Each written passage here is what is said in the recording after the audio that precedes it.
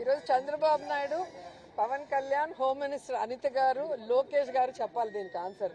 11 సీట్లు కడప ఎమ్మెల్యే అని కిండల్ చేసిన వీళ్ళకి జగనన్న జిల్లాల పర్యటన వస్తే ఎందుకు తడిసిపోతుంది, ఎందుకు ఆంక్షలు పెడుతున్నారు? ఇదే ఆంక్షలు మీకు పెట్టామా మేము అధికారంలో ఉన్నప్పుడు? చంద్రబాబు నాయుడు తిరిగాడు, పవన్ కళ్యాణ్ తిరిగాడు, లోకేష్ కూడా పాదయాత్ర అని చెప్పి ఒక పాదయాత్ర చేశాడు. అది ఎవరు కూడా చూడని పాదయాత్ర. ఎప్పుడైనా ఆంక్షలు పెట్టామా?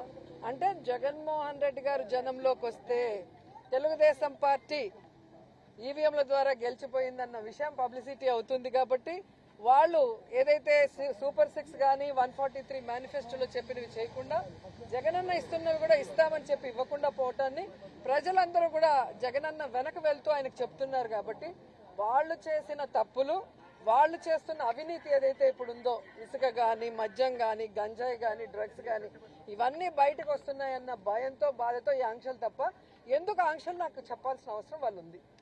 మీరే చెప్పారు కదా, మీరే చూశారుగా 11 సీట్లని ఏ విధంగా ఎగతాళి చేశారు. 11 సీట్లు ఉన్న వాళ్ళ గురించి ఎందుకు భయపడుతున్నారు మరి? అండ్ రెండవది, ఈరోజు సీరియస్ గా డిస్కషన్ చేసింది పిఏసీలో ఏంటంటే జగన్మోహన్ రెడ్డి గారికి Z+ కేటగిరీ భద్రతను కల్పించాలి. కానీ వీళ్ళు కోర్టుకు కానీ కేంద్ర ప్రభుత్వానికి కల్పిస్తున్నామని అబద్ధం చెప్తూ ఎక్కడా కూడా భద్రత కల్పించడం లేదు. రోప్ పార్టీస్ లేదు, పోలీసుల ప్రొటెక్షన్ లేదు. పోలీసులు ఏం పని చేస్తున్నారు? నియోజకవర్గాల్లో నోటీసులు ఇచ్చి మీరు మీటింగ్కి వెళ్తే మీ మీద రౌడీ షీట్లు తీస్తామంటారు, లేదంటే చెక్ పోస్టుల దగ్గర కార్లు పట్టుకోవడం, బైకులు పట్టుకోవడం, ప్రజల్ని కొట్టి పోలీస్ స్టేషన్లో కూర్చోబెట్టడం, జగన్ గారి మీటింగ్లు పోగొడతారు. దీనికి పోలీసుల్ని ఉపయోగిస్తున్నారు. లేదంటే లోకల్ ఎమ్మెల్యేలు ఎవరైతే కూటమి ప్రభుత్వం వాళ్ళు చెప్తున్నారో వాళ్ళకి నచ్చని వాళ్ళు వైఎస్ఆర్సీపీకి స్ట్రాంగ్ ఉన్న క్యాడర్ మీద తప్పుడు కేసులు పెట్టి లోపల పెట్టడానికి యూజ్ చేస్తున్నారు తప్ప ఒక ప్రతిపక్ష నాయకుడు, ఒక ముఖ్యమంత్రిగా పనిచేసిన జగన్ గారు జిల్లా పర్యటనకు వస్తే కనీస భద్రత కూడా లేకపోవడం చాలా బాధాకరం. మీరు చూశారు పొదిలీకి వెళ్ళినప్పుడు కానీ, రాప్తాడుకు వెళ్ళినప్పుడు కానీ. నేనైతే కళ్ళారా చిత్తూరుకి మ్యాంగో రైతుల కోసం వచ్చినప్పుడు చూశాను. ఒక్క పోలీస్ అంటే ఒక్క పోలీస్ ఆ మార్కెట్ యార్డ్ లో ఉన్నారా? జనాలు ఎలా మీద పడి జగన్ గారిని వాళ్ళ వైపుకు లాగేసుకుంటున్నారు అభిమానంతో మనం చూసాం.